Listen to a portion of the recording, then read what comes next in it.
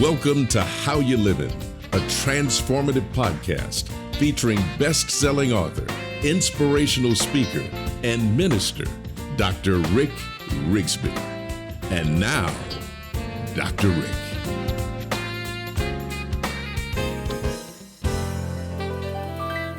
Hello, friends. Thank you so much for joining us today. I want to talk to you about legacy. Actually, I want to discuss going beyond legacy. That's why I've titled this podcast episode Legacy 2.0. I have a habit that drives my wife absolutely crazy. I probably have many of them, but this one for sure I know drives her crazy.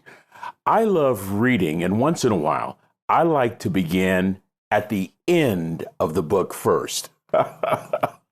While that thought is in your mind, let's think about something we don't typically like to think about or talk about, and that is examining the end of our life. I want to ask you a simple question. How do you want to be remembered? Let me explain why I am inviting you to examine the end of your life for a moment. First, I don't think we do this enough. You know, who wants to think about our mortality? Who wants to think about the finality of death? However, when I force myself to think about the end of my life, I actually help reestablish my priorities. I realign what's important. I push out that which is artificial and frivolous and oftentimes a distraction. I include what's more meaningful and more significant as opposed to that which just simply is not worth thinking about. After evaluating his life, the ups and the downs, the highs and the lows, the possessions and the pursuits, King Solomon said on one occasion, "Vanity of vanities, all is vanity." This simple statement underscores what can be the pointlessness of life, the absurdity of all human activity. King Solomon was really asking, what's life really all about? Is it about my riches? Is it about my wealth, my possessions, my fame? When we reach that point where we evaluate our life's work and reflect on our activities and contributions, I'm sure we want our response to be that we made a difference, that we left this world a better place, rather than gloating over our collection of toys and saying, vanity of vanities, all is vanity. At this point, you're no doubt thinking, where is this coming from, Rick? Why are you talking about the end of life? It's a fair question, and I have a very simple answer. I'm recording this podcast in a hotel room as opposed to my normal recording venue, my office at home. I'm in between two engagements on the road, a fundraiser and a funeral. You know, friends, sometimes opportunities just present themselves. This weekend, I am privileged to attend a celebration honoring the life and legacy of former First Lady Barbara Bush. More on that in a moment. During this very same weekend, I am saying goodbye to one of my favorite cousins who died way too soon. I speak at her service in just a few hours. In both cases, I've been thinking a lot about legacy. Legacy, something passed down to the next generation. I have 4 grown sons, great young men. The older I get, the more I think about what I want to pass down to each of them.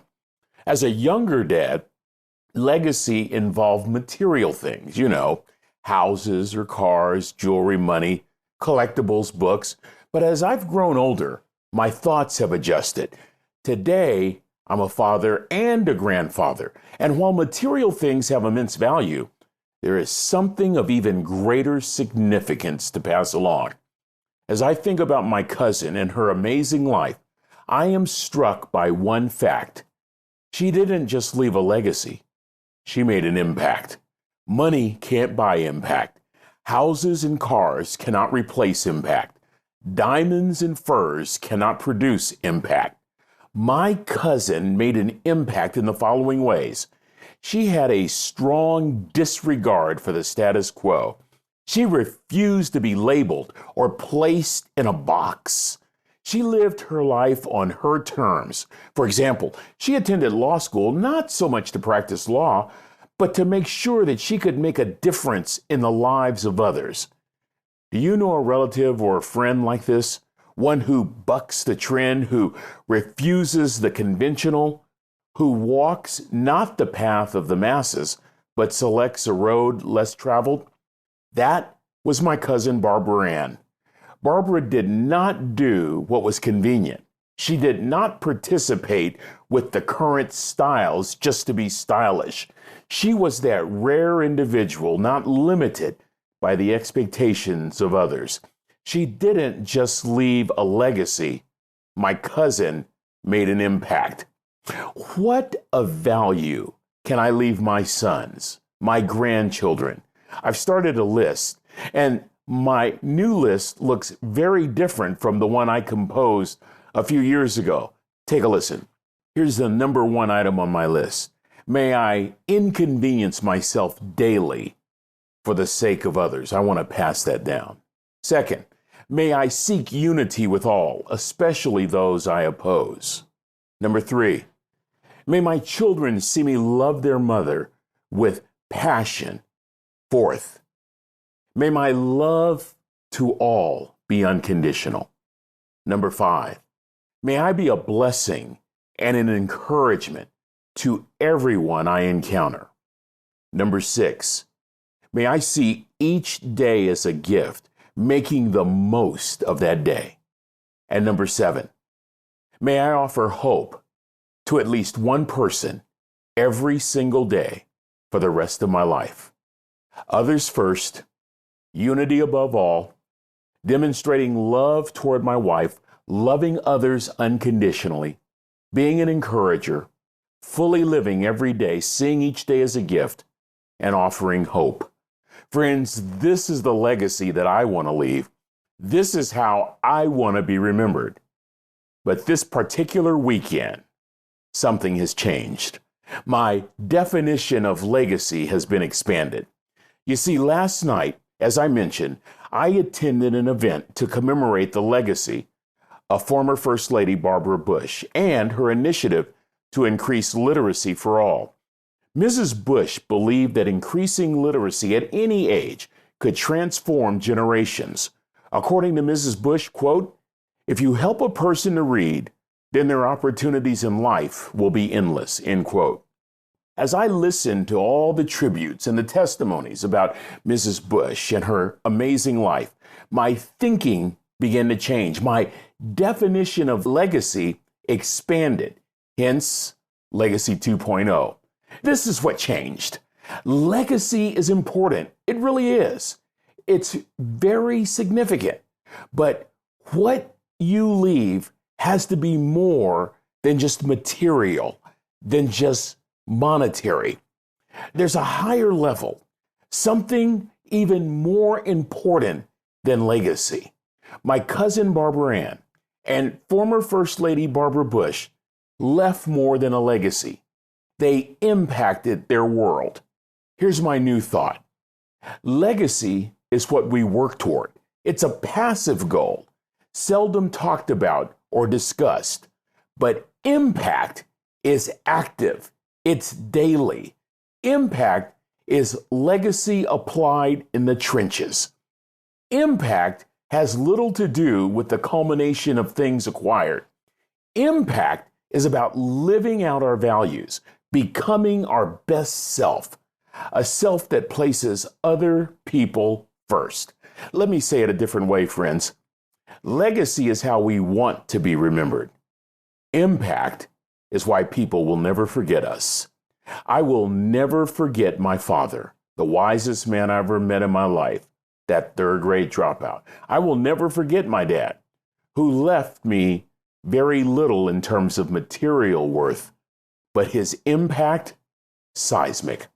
I will never forget my mother. She was the force that kept our family moving forward. I'll never forget my mom. She left very few possessions, but her impact, gigantic. This weekend has clarified my thinking. I'm not only speaking at my cousin's service today, but I've been named the executor of her estate. It's a modest estate, not excessively large, but Barbara Ann's impact on our family, immeasurable. Last night's fundraiser was a star-studded gala. All the proceeds going to Mrs. Bush's literacy project. As part of the event, several authors are invited each year to discuss their best-selling books and to share the role literacy has played in their lives. Last night, I was privileged to be among the authors selected, along with the Bush granddaughters, Jenna and Barbara, twin daughters of President George W. and Laura Bush. The sisters have published their third bestseller, a children's book titled The Superpower Sisterhood. The night was just filled with amazing speeches and video tributes that honored the legacy of Mrs. Bush with a down-to-earth style. She just simply impacted everyone, especially those less fortunate. One of my favorite pictures in her book titled Barbara Bush, A Memoir, is a picture of Mrs. Bush cradling a small brown-skinned child. This child happened to be suffering with AIDS. Mrs. Bush held this child close to her. She's just doting over the child.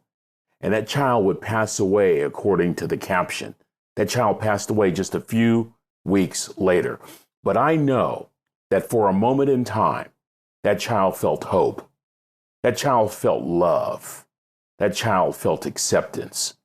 That was Barbara Bush. Friends, that's not just legacy. That is impact. Legacy is how we want to be remembered. Impact is why people will never forget us. So at the end of the evening, I made a decision. I will be honored to pass along possessions to my children and grandchildren. However, in all the funerals I've ever officiated, I have yet to see a U-Haul behind a hearse. But the most important thing I can leave cannot be given a price tag. It cannot be appraised. It cannot even be defined in just one word. And that's because it's not something that I will leave, but rather a lifestyle that I will live. Reflecting on the lives of both Barbaras, I commit to a lifestyle of putting others first, unity above all, loving my wife and others unconditionally, offering an encouraging word, realizing that each day is a gift, live life to the fullest, and offering hope to everyone I encounter. Simply stated, I don't want to just merely leave a legacy. I want to make an impact. So thank you, Cousin Barbara Ann. Thank you, Mrs. Barbara Bush, for helping me to see that legacy is how you want to be remembered, but impact is why people will never forget you. Well, friends, that's going to do it for this episode. Until we meet again, this is Dr. Rick asking the most important question I can ask. How you living? Are you ready to make an impact in your world right now? Do you want to stop existing and start living your best life right now? Dr. Rick wants to give you the first chapter of his best-selling book, Lessons from a Third Grade Dropout, absolutely free. Just go to www.rickrigsby.com/free gift to get the print or audiobook right now. This is thepodcastfactory.com.